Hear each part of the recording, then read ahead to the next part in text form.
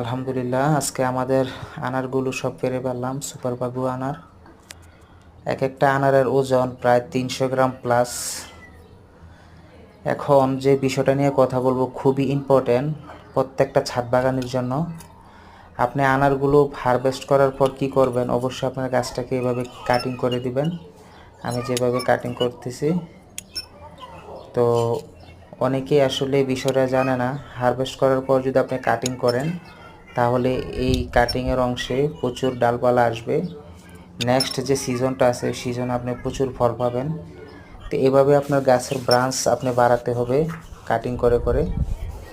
কাটিংয়ের পর অবশ্যই একটা ম্যানকোজেব জাতীয় একটা ছত্রাকনাশক স্প্রে করে দিবেন, নয়তো আপনার গাছটা মারা যেতে পারে, কারণ ফাঙ্গাস আক্রমণ করে।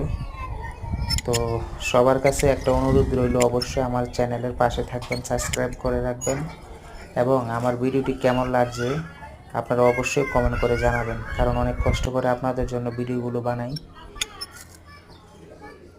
তো সবার সাপোর্ট আশা করি অবশ্যই দিবেন, কারণ ভালোবাসার মানুষগুলোর জন্য রইল দোয়া ও ভালোবাসা। ঠিক এভাবে ডালগুলো কেটে দিবেন, পুরাতন ডালপালা সব ছাঁটাই করে দিবেন। ইনশাল্লাহ দেখবেন আবার নতুন নতুন খুশি আসবে।